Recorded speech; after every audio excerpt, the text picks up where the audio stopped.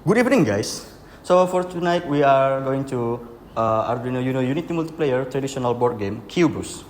Our project manager is Hajrul Khaira, and then our group member, first of all, Muhammad Akibar Francisco as group leader, and then Nurul Zalita Pratiwi, Joy Putri Asibuan, Rehan Bayhaki, and then Intan Permatasari Siburian. Project description: the Cubus game and IoT controller is a dual component product that combines a 3D style tic-tac-toe game with an IoT based game controller. The game named Cubus is built using the Unity 3D game engine and features a unique 3D grid design, offering a modern twist on the classic tic-tac-toe game. Okay, next for the contribution of the course to PBL, hardware programming, provide in-depth understanding, control, and programming of various types of hardware. And then game programming. The game programming course provides a strong foundation in the development of digital games and physical interaction. And then artificial intelligence, able to develop various AI techniques effectively. And then animation, 3D animation, make important contributions to game development. And then next, Joy Asibuan. Okay, the next slide is English communication. This course helps develop speaking, writing, listening, and reading skill in English. The next, Pancasila education, explain and develop the urgency of implementing Pancasila values in daily life and its challenge in the future. The next, entrepreneurship, provide an understanding of the strategy, challenge, and basic concept in developing. Project execution assignment. One, animation. The next, notification and feedback. Physical control using an Arduino Uno to connect buttons and sensors. The next, multiplayer interaction. Facilities for players and opponents.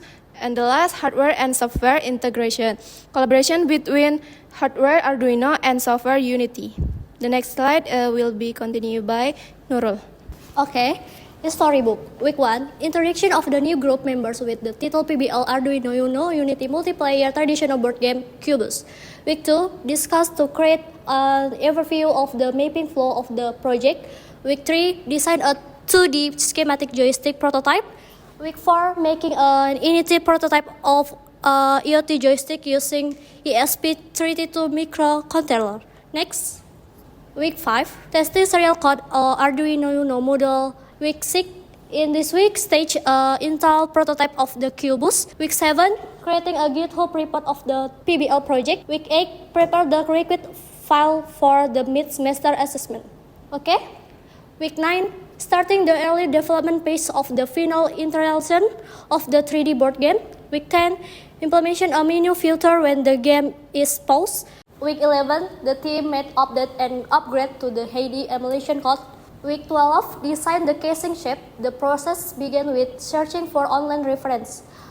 Week 13, this week the team carved out the 3D printing process to print the part of the Arduino casing. And the last week, 14, project completion by checking the overall result of each job desk. Will be next slide, Rehan Bayhaki. Right, so I'm going to explain about the game project itself. So what you're seeing here is the main menu of the game Cubus. So we have two modes. First up is a start versus. This is a player versus player game mode. And then start AI, where you could play against a bot. This is the pause menu and settings, where basically if you tap ESC button, it's gonna pause the game and you can choose a lot of options like making the line thicker or maybe adding more layers or changing the layers offset. So there's more challenge to it. Next slide. Right, so this is the gameplay image. What you're seeing here is the PvP game mode. So there's player 1 and player 2. So as you can see here, there are 3 conditions to win. So any player could win the game by either making a 3-row on the tic-tac-toe, either by doing it diagonally, horizontally, or vertically. Now, the one here is the AI mode. So basically what I did is implementing a minimax algorithm. So a player can play against an AI opponents.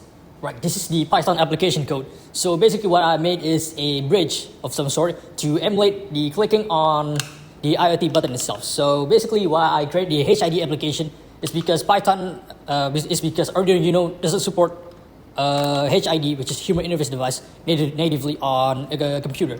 So what I did is creating an interpreter or an emulation so that the IoT device can interpret what was clicked on the device and then translate it to the PC.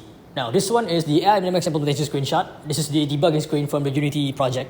So basically, a Minimax implementation how the AI can calculate the next move, and also counting on what is the best and optimal result. So basically, as you, the player, put the green box, the AI will count how many other possible move that is available on a 3D space. After it calculated, it's gonna place the boxes and it's gonna try its best to win the game and beat the human player. This is the Arduino IDE, pretty straightforward. This is the code that runs inside the controller, so it can send the signal to the PC for the mouse and keyboard control. Next slide. Right, so this is the 3D printed cases. We decided to make the case from 3D print material instead of acrylic because 3D printed material are better looking, and also it is more robust looking, so it looks cooler than just maybe making it from acrylic or other materials. Next slide. Tasks of division. Lucky Boy responsible for coordination the team and manual book. Nurul responsible for adding background music to the game, completing documentation. Joy Putri Hasibuan responsible for analyzing direction, way program the game, integrate and complete the final report. Rehan Baihaki responsible for plan and create hardware ideas for PBL project, design hardware or controller and program hardware assemble. And Intan Permatasari responsible for completing and document. Difficult during PBL progress, obstacle in the progress of our project. We encountered several challenge solution. Through open discussion, we have actively unified diverse ideas and found solution to the challenge. This documentation game project progress from week 1 to week 14. Okay, that's all from our team, and thank you for your attention.